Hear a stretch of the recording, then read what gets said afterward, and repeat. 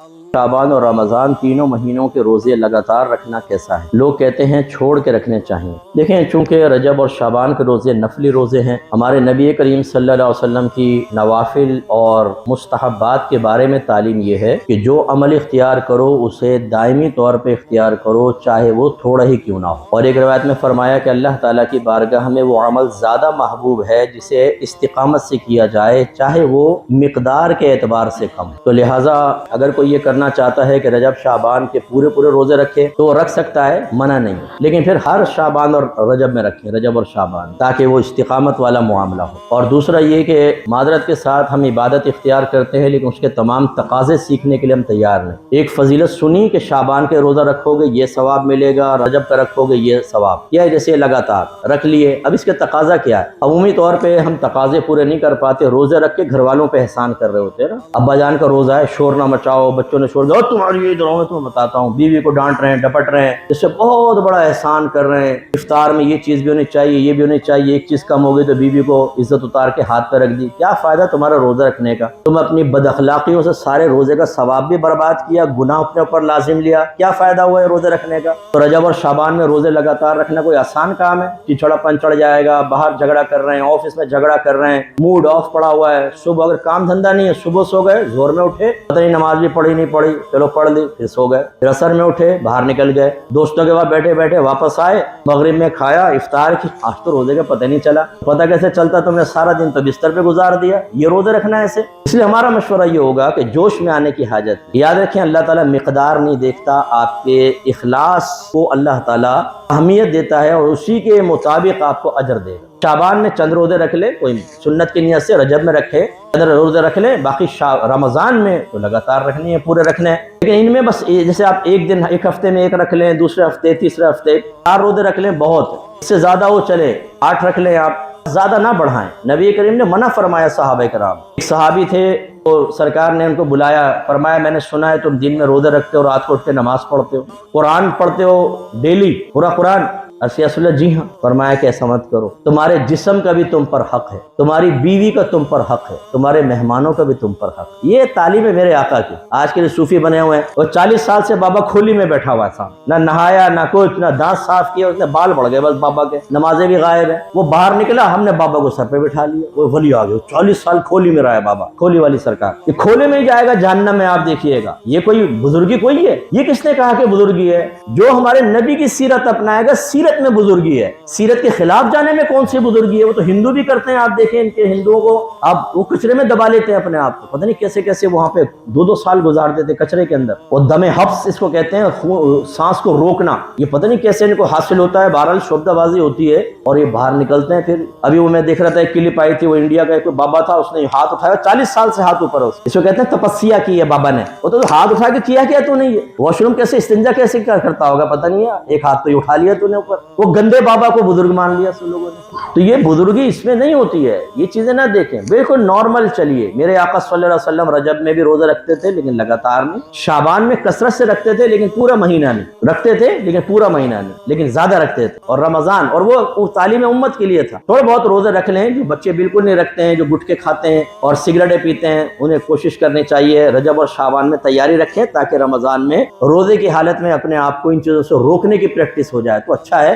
لیکن لگاتار ہمارا مشورہ ہوگا نہ رکھا جائے۔ ایک کویسچن یہ ہے کہ جو معراج کی رات ہے اس میں جاگنا، عبادت کرنا اور پھر اگلے دن روزے کا اہتمام کرنا، اس کی کیا شرعی حیثیت ہے؟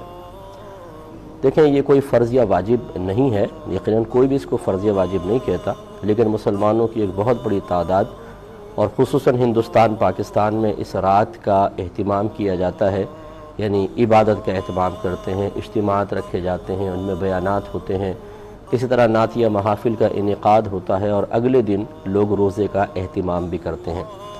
اگر انہیں لازم و ضروری نہ سمجھا جائے، اس طرح لازم و ضروری سمجھنے کا مطلب ہمیشہ یاد رکھیے گا یہ ہوتا ہے کہ اگر نہیں کرو گے تو گناہ گار ہوگے، نہیں کرو گے تو آخرت میں پکڑ ہوگی۔ اگر کوئی اس نظریے کے ساتھ، اس سوچ اور نیت کے ساتھ اس رات کو جاگے اور اگلے دن روزے کا اہتمام کرے تو یہ بالکل غلط ہوگا۔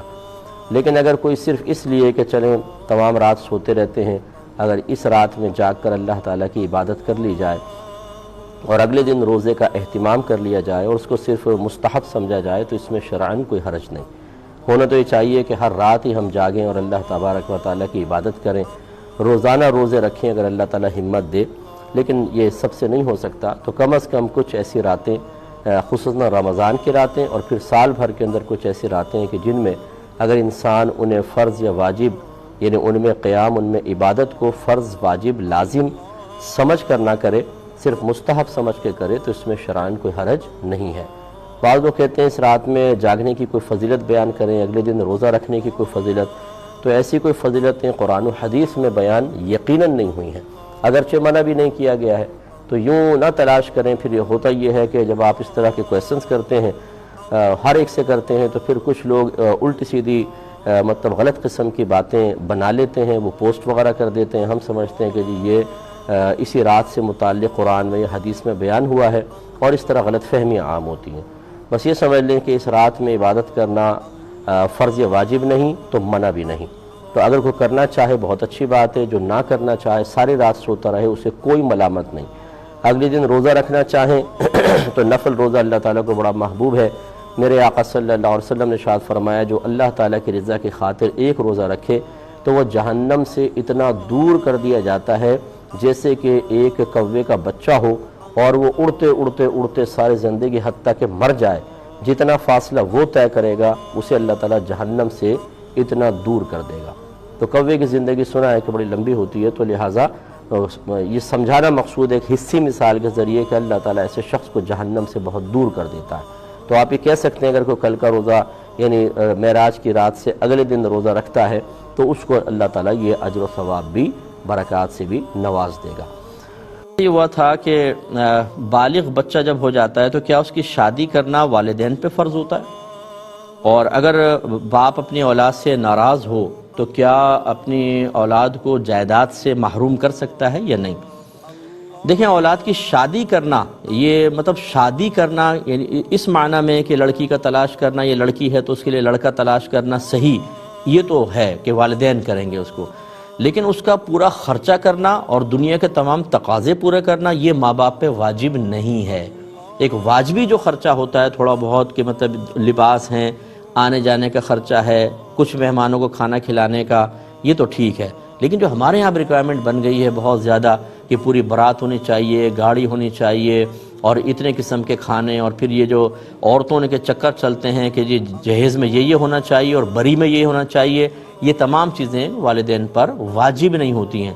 اگر کرنا چاہیں تو بہت اچھا ہے، اگر نہیں کرنا چاہتے، افورڈ نہیں کر سکتے تو اولاد کبھی یہ نہیں کہہ سکتی کہ آپ نے ہمارے حق میں کوتاہی کی ہے، یا کوئی شخص ان کو یوں نہیں کہہ سکتا کہ اب چونکہ آپ نے صحیح طرح شادی نہیں کی تو میدان محشر میں آپ جواب دہ ہوں گے، ایسا نہیں ہوتا ہے۔ تو امید ہے کہ آپ بات سمجھ گئے ہوں گے۔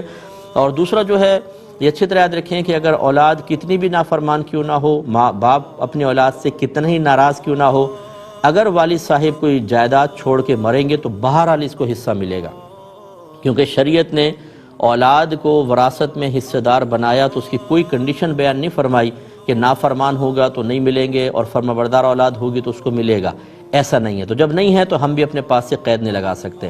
ہاں، اگر کوئی باپ یہ سمجھتا ہے کہ اگر میں اولاد کے لیے چھوڑ کے چلا گیا تو یہ ایسا ناہنجار ہے کہ اس کو گندے اور غلیظ کاموں میں لگائے گا، ڈرگز وغیرہ کے اندر، جوئے کے اندر خرچ کر دے گا، تو اس کے لیے طریقہ کار یہ ہے کہ وہ اپنی زندگی میں ہی وہ اپنی تمام پراپرٹیز وغیرہ کسی کے نام کر کے اس کو قبضہ دے دیں۔